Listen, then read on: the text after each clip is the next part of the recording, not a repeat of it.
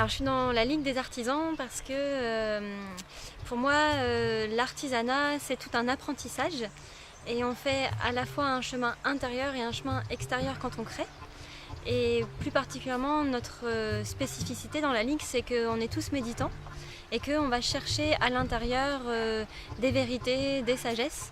En fait on a un sujet qui nous intéresse, on médite dessus et à un moment donné, ding, on a l'inspiration qui fait qu'après on a des images, des compréhensions qu'on peut exprimer à travers notre art.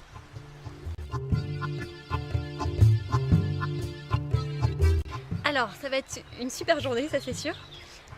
Parce que d'un côté, il y a tout ce qu'on a vécu, tout ce qu'on a intégré, qu'on a envie de partager. Et on l'a intégré individuellement, mais en fait on a créé des ateliers en groupe. Donc déjà c'est riche de plusieurs personnes. Et donc on va partager ça, mais forcément à des individus qui ont eux aussi des choses à nous partager. Et le but c'est de donner, mais aussi d'ouvrir davantage à la collaboration avec d'autres. Donc ça promet par la suite d'autres projets.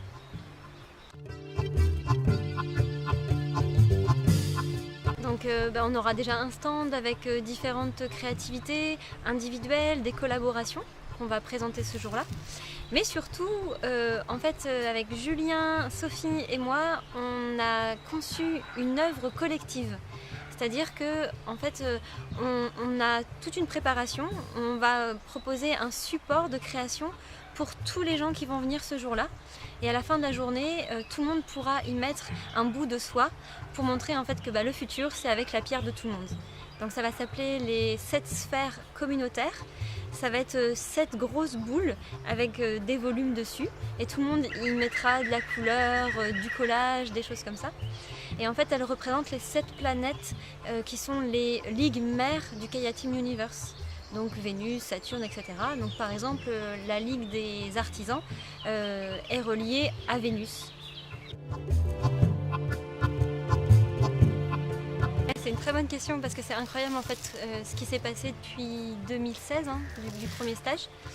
Le stage sur la manifestation, ça m'a permis de me professionnaliser. Vraiment, ça a assis en moi le fait que je me suis reconnue dans le fait que j'étais potière céramiste. Et ce qui est marrant, c'est que ça a ouvert après des collaborations et des rencontres dans mon métier en fait, avec d'autres potiers.